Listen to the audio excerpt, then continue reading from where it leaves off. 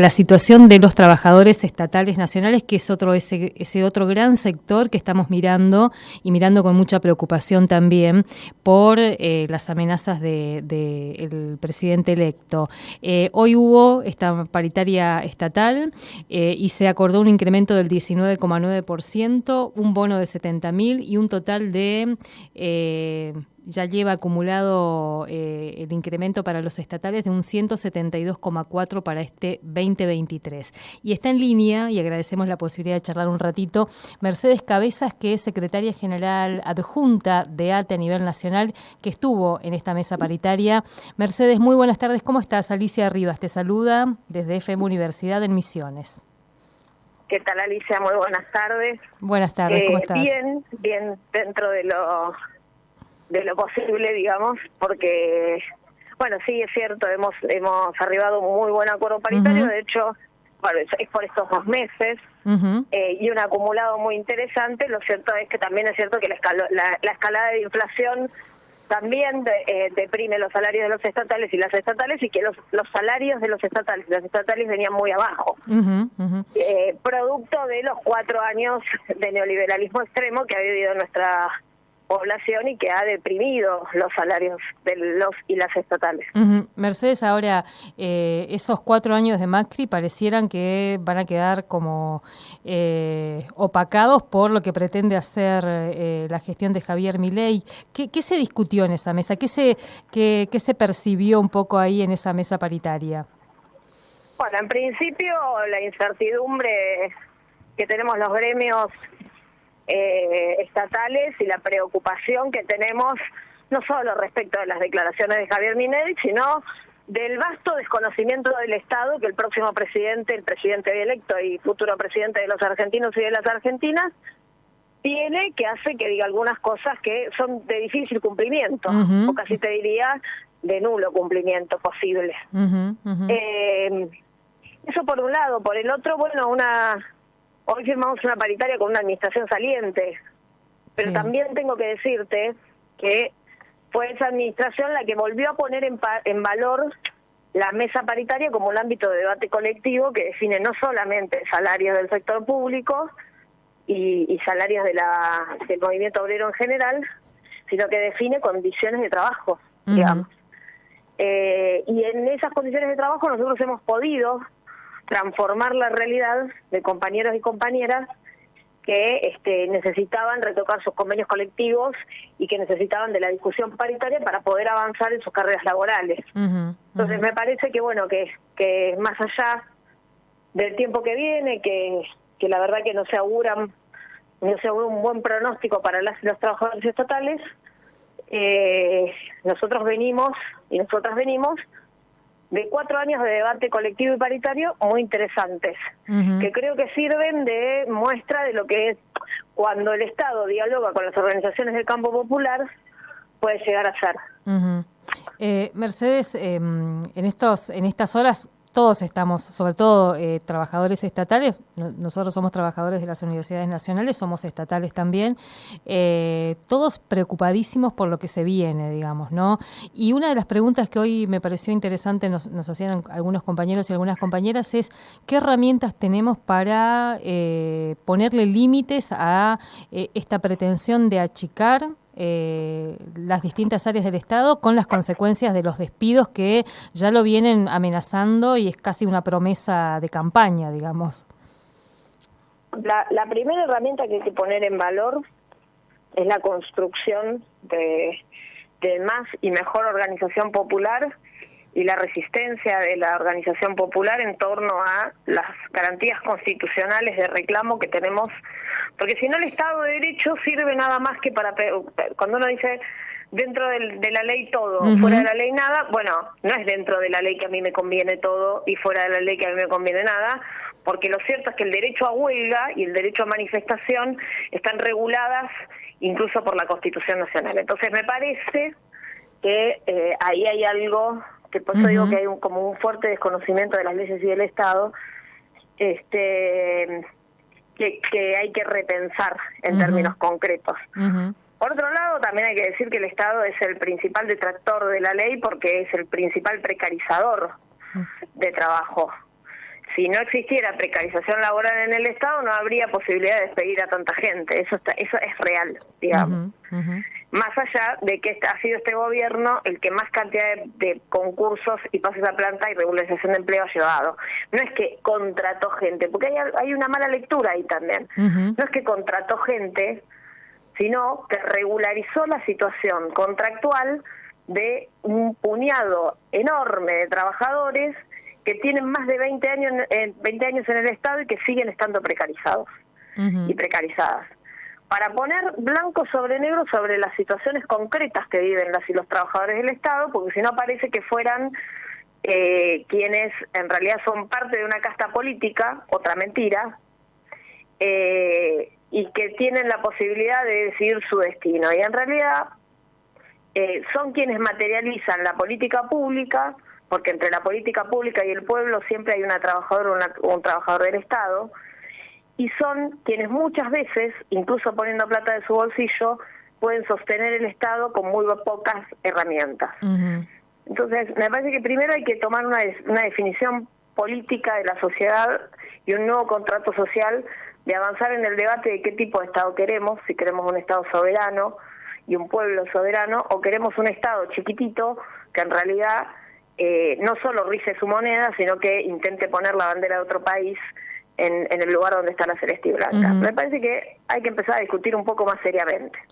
Mercedes, esto que decís, ayer hablábamos con compañeras que son parte del equipo de equipos técnicos del Ministerio de Mujeres, Géneros y Diversidad, que pareciera ser el blanco simbólico que eligieron como para hacerlas desaparecer en este caso. Y nos decían, nosotras ni siquiera estamos nombradas, ni siquiera nos nombran para decir que va a ir algún sector, alguna reestructuración. ¿Qué información tenés? ¿Qué pasa con esos trabajadores y esas trabajadoras de áreas que ya están como señaladas que van a ser suprimidas, eliminadas, reabsorbidas y que hoy tienen contratos precarios, digamos? ¿Qué información tenés sobre eso? La información que tengo es la que tienen todos. Nosotros no nos hemos reunido con el presidente electo.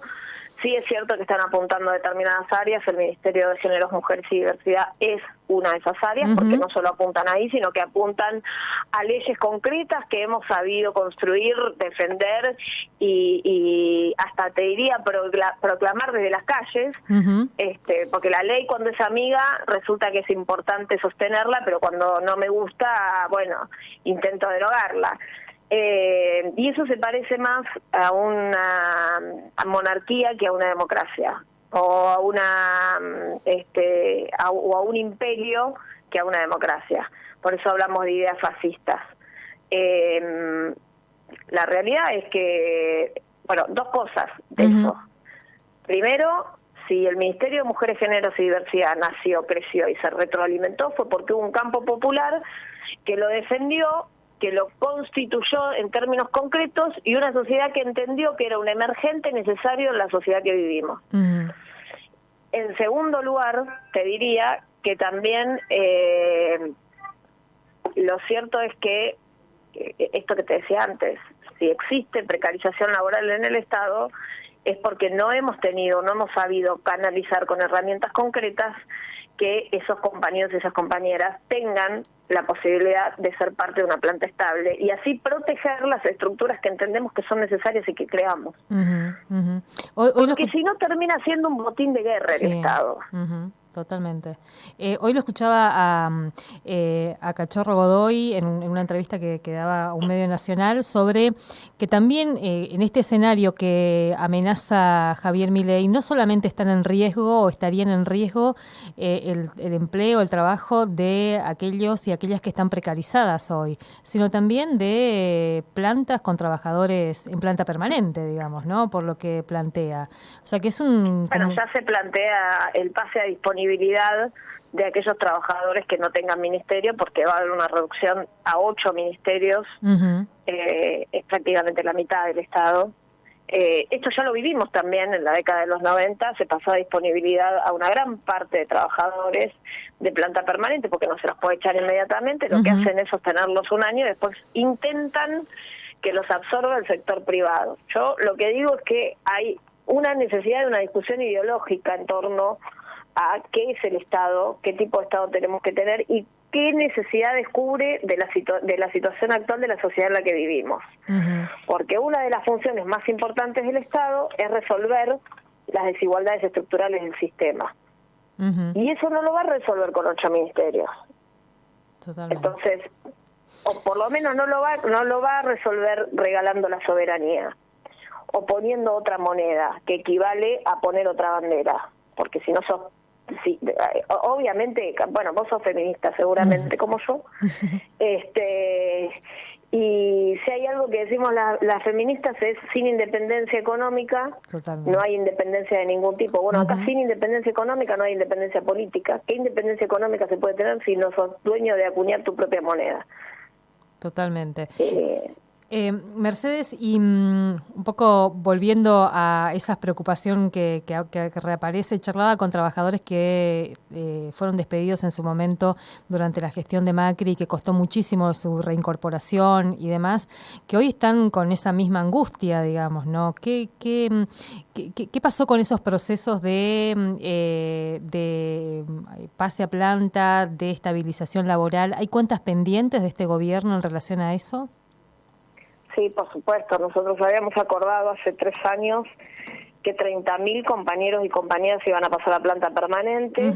Eso equivalía más o menos, porque en realidad eran más los trabajadores y trabajadoras, pero equivalía más o menos a los trabajadores y trabajadoras que hacían más de 10 años que eran planta transitoria del Estado, y lo cierto es que no llegamos ni a 20.000. O sea que hoy tenés trabajadores y trabajadoras con más de 20 años en el Estado que son contratados y susceptibles a quedarse sin su trabajo en forma inmediata, digamos. Y eso también es para revisar, porque es lo que yo te decía. Muchos gobiernos progresistas, o por lo menos que piensan en términos de construir una imagen progresista, han sido tan precarizadores como cualquiera de los otros gobiernos que tienen corte más neoliberal, más capitalista. Bueno, creo que eso es una cuenta pendiente. Ahora, estoy segura de que no se va a resolver una cuenta pendiente de esas características como la profundización del neoliberalismo o la derechización de la economía. La verdad que no. Sin una mirada redistribuidora es muy difícil pensar en la estabilidad del empleo público. De hecho, nos están planteando una reforma laboral que en lo que ellos llaman mundo libre existe, que es se pagan las horas que se trabajan, sin aguinaldo, sin vacaciones, sin...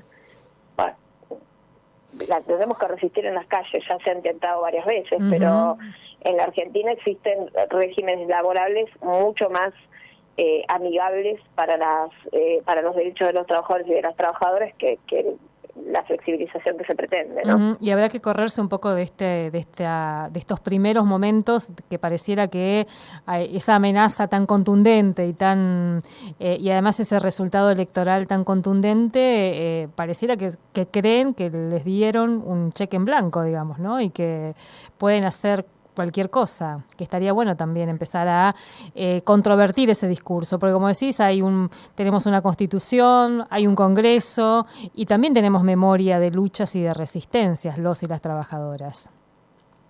Sí, yo igualmente creo que la sociedad no le da un cheque en blanco a nadie, y que tampoco votó la plataforma de gobierno de Javier Milei. Creo que gran parte de la sociedad ni siquiera la conoce, la plataforma de gobierno de Javier Milei. Lo que sí creo es que votó con mucha bronca porque tenemos un 40% de pobreza y tenemos por lo menos entre un 10 y un 15 de indigencia.